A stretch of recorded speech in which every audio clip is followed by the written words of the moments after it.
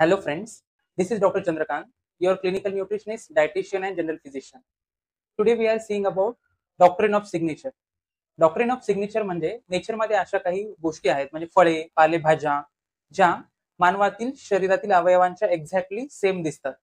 त्याला आपण doctrine of signature असे म्हणतो. डॉक्ट्रिन ऑफ सिग्नेचर आपण शेप सारखा असेल, कलर सारखा असेल किंवा फंक्शन सारखा असेल, याला आपण डॉक्ट्रिन ऑफ सिग्नेचर असे म्हणत असतो. त्याचं आपण आज सुरुवातीला बघूया की सारखा शेप असलेले म्हणजे निसर्गात मिळणारे काही फळे ते मानवी शरीरातील अवयवांशी सारखाच शेप असतात. त्यामध्ये पहिला आहे ॲव्होकॅडो. ॲव्होकॅडो हे मानवी शरीरात फिमेल मध्ये असलेल्या गर्भाशयाशी रिझेंबल करतात. मानवी शरीरात असलेल्या गर्भाशय, त्यामध्ये असलेलं बाळ आणि ॲव्होकॅडो मध्ये असलेली बी, या दोन्ही गोष्टी एक्झॅक्टली सेम दिसतात. त्यामुळे आपण ॲव्होकॅडो आणि युटेरस या दोघांना डॉक्ट्रिन ऑफ सिग्नेचर असं आपण एक्झामाइन करू शकतो. त्यानंतर बीन्स. त्यामध्ये किडनी बीन्स किंवा राजमा या आपल्या शरीरातील किडनीजला एक्झॅक्टली रिझेंबल करतात. जेव्हा किडनीचा शेप आपण बघतो आणि राजमाचा शेप आपण बघतो ते एक्झॅक्टली सेम असते. आणि राजमा किंवा किडनी बीन्स खाणं हे किडनीच्या आरोग्यासाठी नेहमी चांगलंच असते. त्यानंतर कॅरोट. जेव्हा आपण एखाद्या स्लाइस कॅरोट घेतो ते मानवी शरीरातील डोळ्याला एक्झॅक्टली रिझेंबल करत असते. म्हणजे डोळा आणि स्लाइस कॅरोट हे दोन्ही सेम दिसतात. डोळ्यामध्ये आपल्याला प्युपिल, आयरिस या सर्व गोष्टी दिसतात, तेच आपल्याला कॅरोट मध्ये देखील बघायला मिळतात. त्यानंतर क्लस्टर फिग म्हणजेच उंबर. क्लस्टर फिग हे मानवातील असलेल्या टेस्टिसला रिझेंबल करत असते. एखाद्या उंबरामध्ये जशा बारीक बारीक सेल्स असतात त्या पद्धतीने आपल्या टेस्टिस मध्ये देखील बारीक बारीक स्पर्मॅटोझोआज असतात. त्यामुळं दोन्हीही रिझेंबल करतात डॉक्ट्रिन ऑफ सिग्नेचर. त्यानंतर ग्रेप्स हे मानवी शरीरातील लंग्स आणि मॅमरी ग्लँड या दोघांना रिझेंबल करतात. जसं अंगूरचा गुच्छ असते त्याचप्रमाणे लंग्स मध्ये अल्व्हिओलायचा गुच्छ असते, तर मॅमरी ग्लँड्स मध्ये दूध बनवणाऱ्या सेल्सचा गुच्छ असते. त्यामुळं ग्रेप्स, लंग्स आणि मॅमरी ग्लँड हे सर्व रिझेंबल करतात like a doctrine of signature.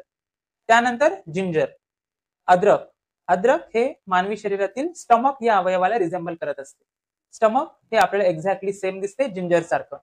आणि पोटातील काहीही समस्या असतील तर आपण अद्रक खाणं कधीही प्रेफर करत असतो. त्यामुळं डॉक्ट्रिन ऑफ सिग्नेचर आहे स्टमक आणि जिंजर. त्यानंतर मशरूम.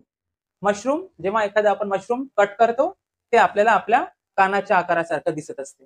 त्यामुळे mushroom is the doctrine of signature of year. त्यानंतर मशरूमच्या नंतर ऑनियन.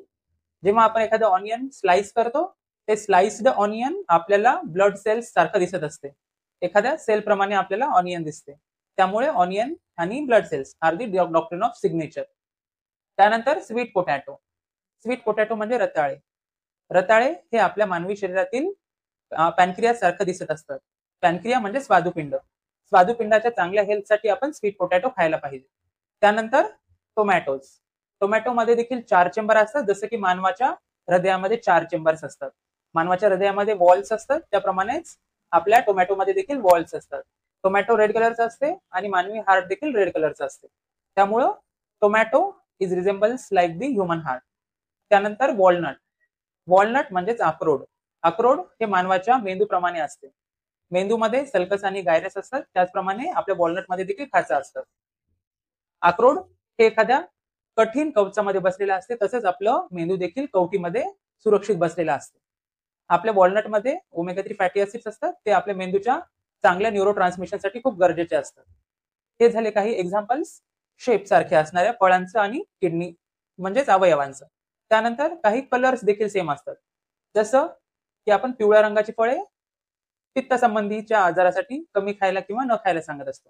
पांढरा रंग म्हणजे दूध, दही, ताक हे आपल्या हाडाच्या आजाराशी संबंधित असतात. यालाच आपण डॉक्ट्रिन ऑफ सिग्नेचर असे म्हणत असतो. थँक्यू.